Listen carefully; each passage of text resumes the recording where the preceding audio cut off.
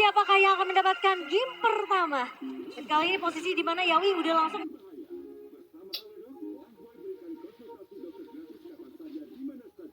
babysit ke arah seorang satu buah ya ini Melisanya yang harus benar-benar dapetin itemnya. Betul. Jadi cukup bisa dibilang terlihat ya prioritas dari seorang Yawi. Dan kali ini dengan satu buah pergerakan yang sudah dibawakan oleh Yawi bersama dengan Sanji kali ini Sans. Gak akan ada yang benar-benar coba untuk clear minion secepat mungkin. Bahkan coba berfokus terlebih dahulu dan Keyboy.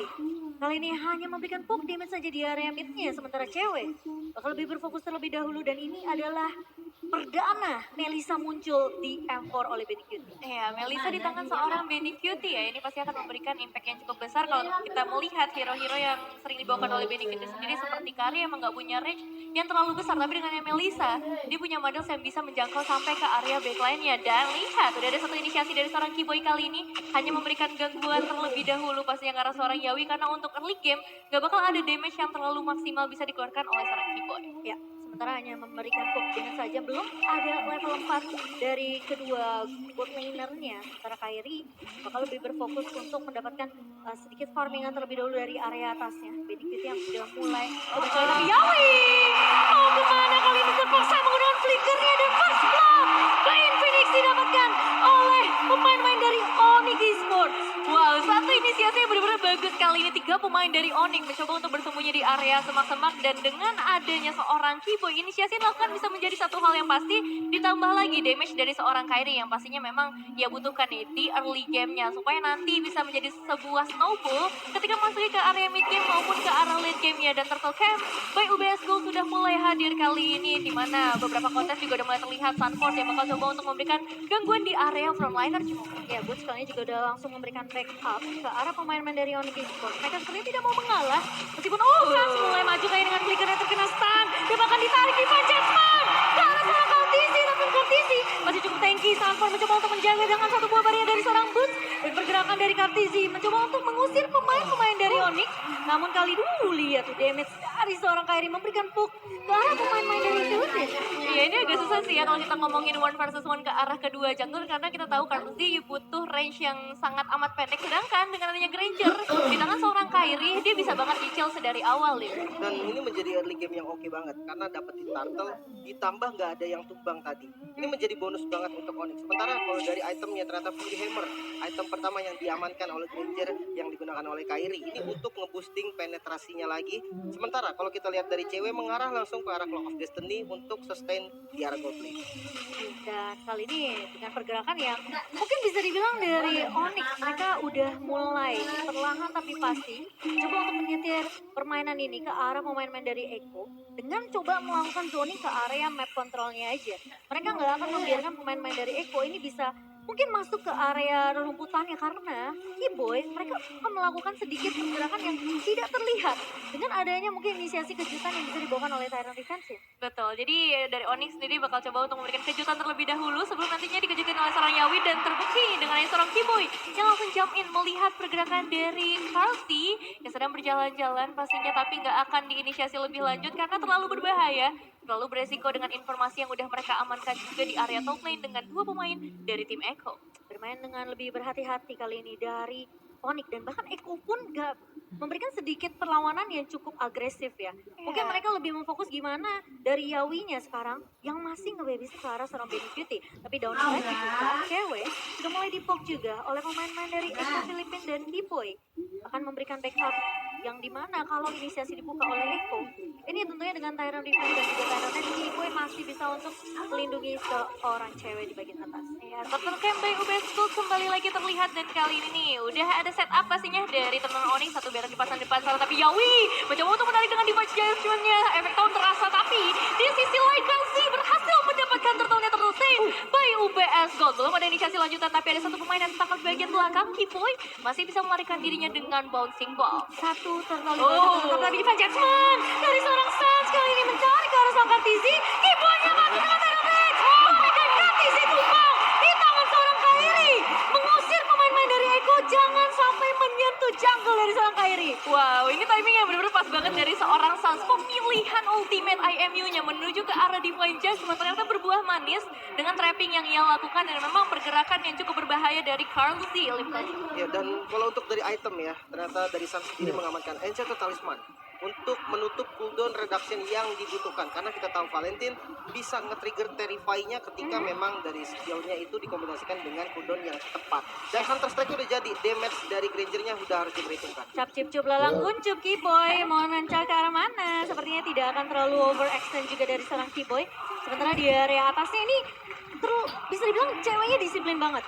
Dia benar-benar coba untuk mencicil-cicil aja, dapetin turret objektif terlebih dahulu dari Onyx sendiri. Mereka nggak mau terlalu yang sebenarnya dari Kiboy kalau mau curi ke arah seorang Yawi bisa aja. Tapi dia tahu dia bisa ditarik balik dengan Divine Judgment karena posisi dari Benny Kitty tentunya siap di sana. Tapi Sanford akan melakukan pemotongan dunia terlebih dahulu di area atasnya. Sementara dari area river kali ini sudah mulai dipenuhi oleh kedua tim. Lepas. Ini dengan adanya satu buah flicker yang harusnya tersedia dari seorang Yawi.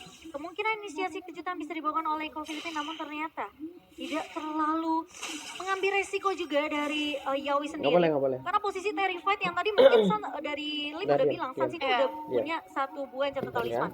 Jadi tentunya untuk cooldown reduction akan lebih sedikit singkat dari Sans.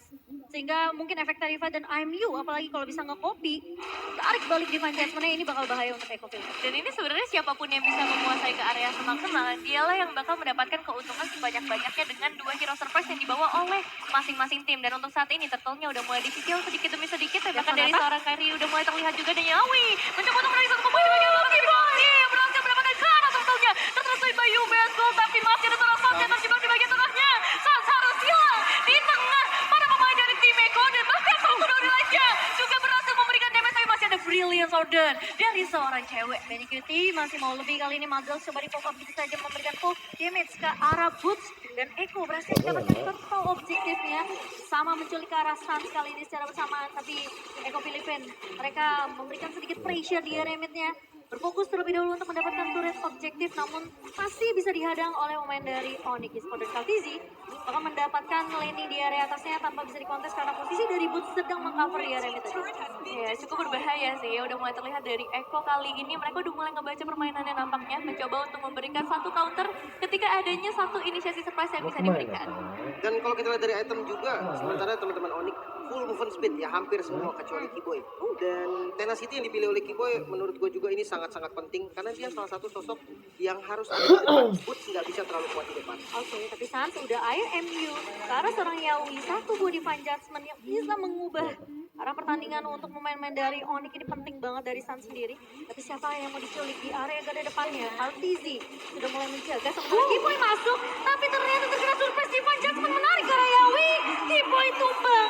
Memang salah satu inisiasi yang cukup beresiko karena posisinya dia masuk di tengah-tengah turret. Di tengah-tengah turret dengan 4 pemain dari Eko bisa dibilang resiko yang terlalu besar. Kali ini mau coba untuk diamankan oleh Onyx dan malahan menjadi kerugian sejauh ini untuk tim Onyx.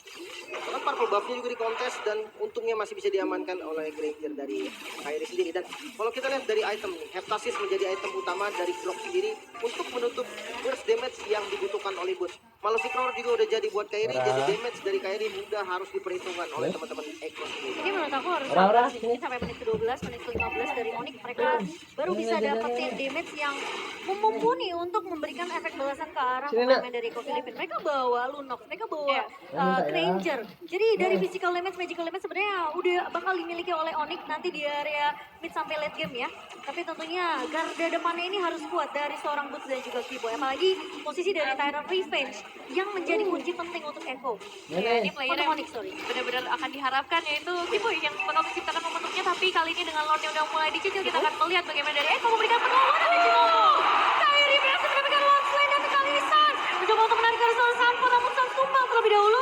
Sementara dari Benny Kitty menjaga posisi dari backline-nya. Kiboy masuk dengan satu buah permainan yang begitu baik dengan Kyrie tumbang, tidak memiliki damage cukup dari Onyx dan cewek terjebak di area depannya, terkena satu buah Mystic Field dan Kiboy harus mundur bersama dengan seorang Boots. Pemain-pemain dari Onyx memang berhasil untuk mendapatkan satu buah Lord.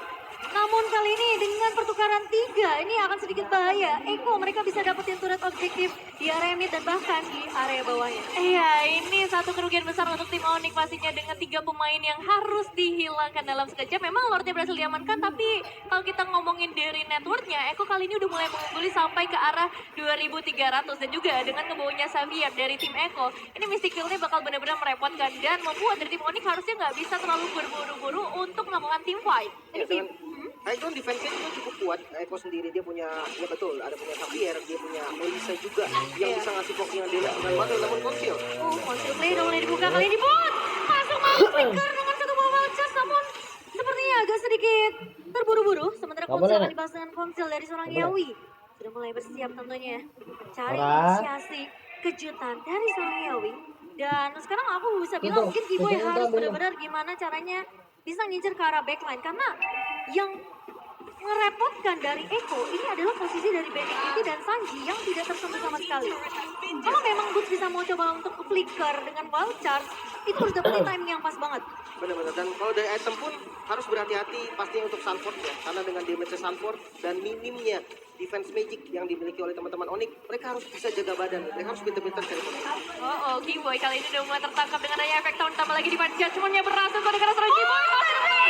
Dua pemain tertangkap di bagian belakang Onyx, mencoba untuk memberikan pembalasan dendam mereka dengan Kylie yang menumbangkan Kartusi dengan cukup mudah, tapi hati-hati, masih ada seorang Benedikti juga di bagian belakang yang mendapatkan double kill. Dua pemain bahkan 3 pemain dari tim Onyx harus kembali ke arah base. Siren Rage yang manis banget dari Kiboy. Bagus banget. Namun sayangnya lagi-lagi nggak ada yang bisa langsung mengincar ke arah Benedikti dan juga Sanji. Positioning yang baik di area depannya. Ini Sanfordnya ngacak-ngacak pakai rhythm, pakai electrifying beats. Jadi kayak udah susah banget sebenarnya untuk kepikiran untuk gimana caranya loncat ke arah backline. Karena depannya ini selalu diganggu sama Sanford dan bahkan Kartizi dengan satu buah pressure ward. Ya, dan kalau kita lihat ini memang inisiasi yang dimulai dari Eko duluan di counter initiate. Namun ketika teman-teman dari Eko datang semua, dan ini efek dari Melissa Benedikti, dia free banget. Muddles-nya ada di posisi yang benar-benar tepat, damage-nya itu nyebar ke 5 player dari Onyx. Itu yang membuat dari Onyx bocor semua tuh. Itu pas Kiboy Taren Rage, posisi Benedikti Sanji tuh udah masih jauh banget di belakang. Bener-bener aman banget. Sementara Onyxnya udah lagi ngumpul di satu tempat situ, di dalam situ. Mau nggak mau kayak jadi makanan pemain-pemain dari Benedikti yang dimana dia ngebuka Madas itu kena semua. Tapi kali ini dari Onyx mencoba ngebuka Farmville. Kiboy sudah mulai terlihat sepertinya, namun tidak berhasil untuk mengenai ke arah pemain-pemain dari Eko. Tapi Onyx mereka sepertinya bakal coba untuk mau melakukan kontes ke area Lordnya.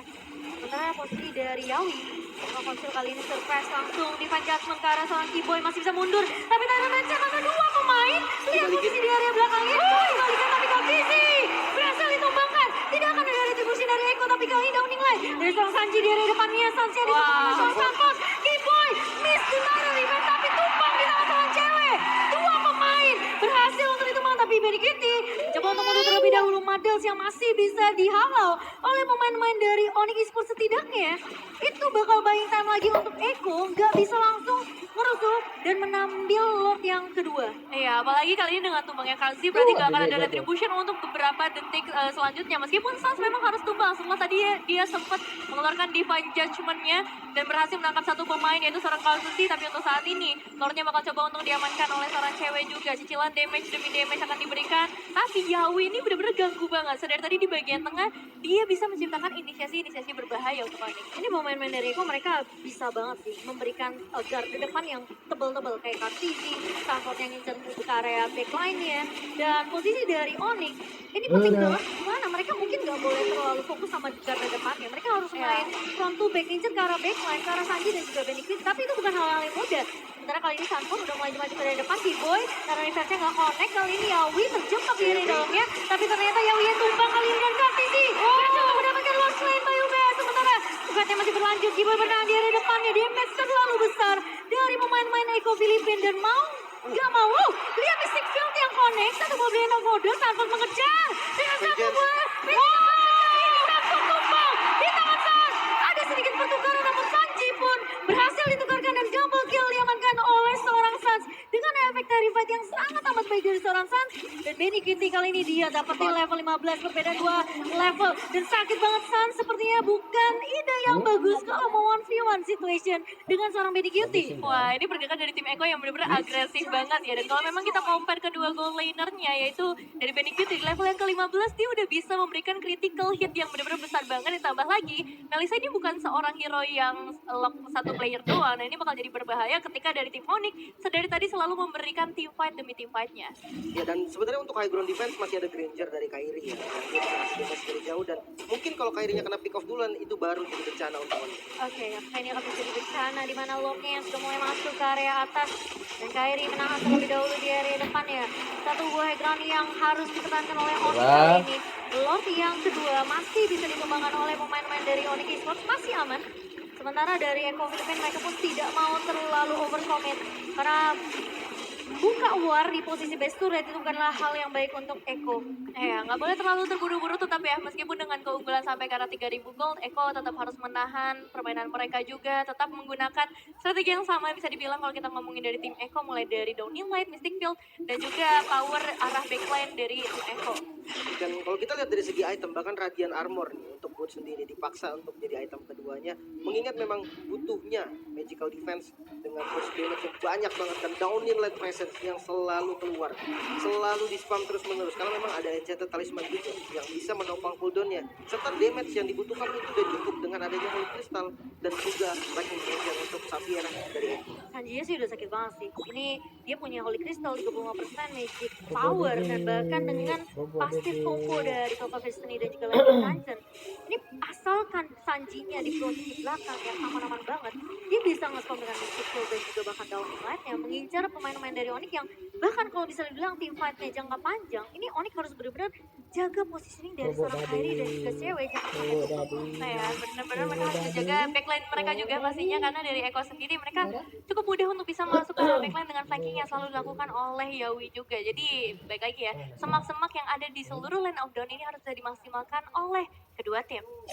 Satu immortal di tangan Yawi, sementara pemain-pemain dari Onyx mereka harus udah mulai mungkin ya setelah item defense dari Athena dari kapal yang diamankan oleh Onyx, mereka harus langsung go ke arah immortality karena Lord Camp by UBS kali ini sudah mulai muncul di musim yang ke-17 dan ngebuka map terlebih dahulu Sanji dengan satu buah downing light dan sudah mulai melakukan inisiasi kali ini perlahan tapi pasti dan apakah supply akan dibuka oleh Onyx. Sudah mulai dibuka kali ini dari Onyx bakal mencari siapa, tidak menemukan siapapun di area rumputan atas.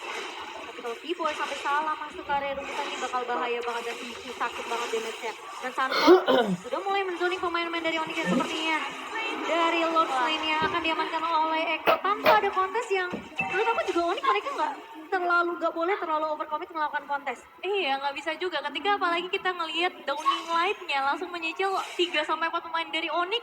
Kalau misalnya mereka kontes, pasti para pemain dari Onyx yang akan hilang di momen tersebut. Masalah immortality sekarang Eko mereka udah punya Kartizi dan juga Yawi. Jadi kalau tim fight-nya sampai amit-amit gagal, mereka masih punya setidaknya jaminan kedua. Sementara di sisi lain Onyx baru di tangan Keyboy saja. Dan kali ini berarti dari Onyx benar-benar harus ngejaga memberikan defensif penuh mereka karena Lord berikutnya di menit-menit seperti ini akan memberikan damage yang cukup besar dan akan langsung masuk sebentar lagi. 5 pemain dari Eko yang masih cukup disiplin juga menunggu wave yang selanjutnya. Kali ini ditarik ke arah seorang Boots-nya, namun Boots masih cukup tanky dan Lord tentunya akan menjadi prioritas terlebih dahulu. Namun Sanford sudah mulai masuk dengan ritmenya kali ini, namun tidak akan terlalu gegabah dari pemain-pemain Eko Filipina. Perbedaan net 5.200 di menit ke-18.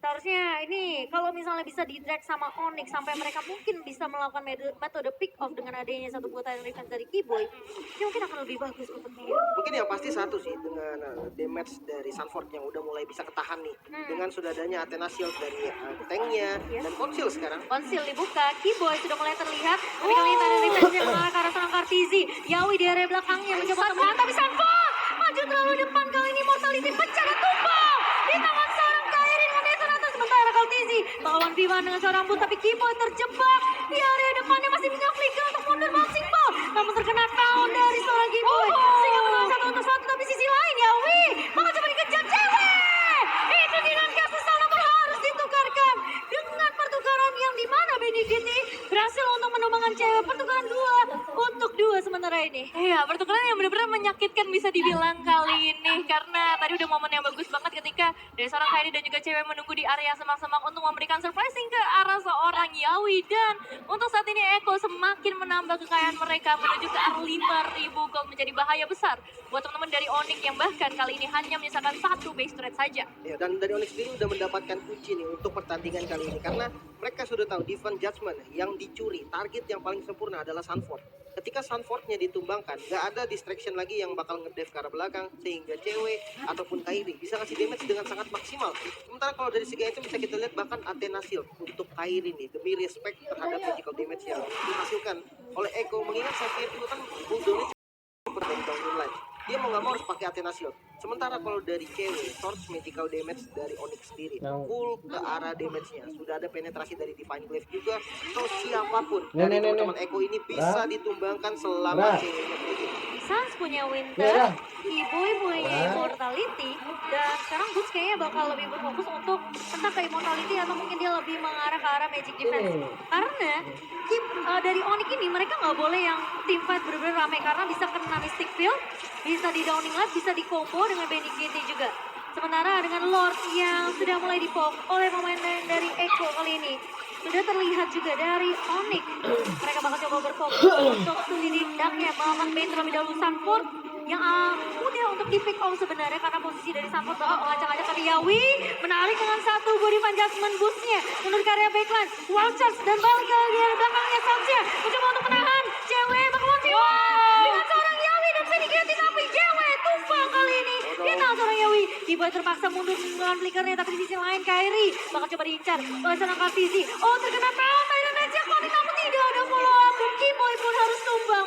Dua pemain dari Onyx hilang di tangan pemain-pemain dari Echo Filipina, dan sepertinya Lordnya dengan pasrah harus kita serahkan kepada teman-teman dari Filipina. Nah ya, ini bakal jadi free lord buat teman-teman dari Echo Philippines karena memang beberapa perlawanan yang mereka baru saja berikan itu benar-benar bagus banget juga, dan gimana caranya mereka bisa menangkap seorang Wood dan bisa memberikan follow up damage dan positioning dari seorang Benny Cutie yang benar-benar mengerikan kali ini. Lord Slain by UBS Gold untuk Echo Philippines. Oke, kali ini defense dari Onyx. Ada timer defense yang bisa nanti kalau seandainya dapetin target yang maksimal, bisa di follow pastinya dengan cewek yang barusan kita lihat double ultimate. Darkening bersama dengan order brilian yang bisa langsung menumbangkan Sanji. Ini menjadi satu poin penting yang harus dicatat oleh Echo, karena seandainya nanti inisiasi dari Yawi itu gagal, counter attack itu sangat-sangat mungkin dilakukan oleh Onyx sendiri. Namun kita berfokus terhadap Lord yang mengarah ke bagian top lane. Lord bisa saja langsung ditumbangkan oleh Onyx dengan catatan ceweknya bisa free hit.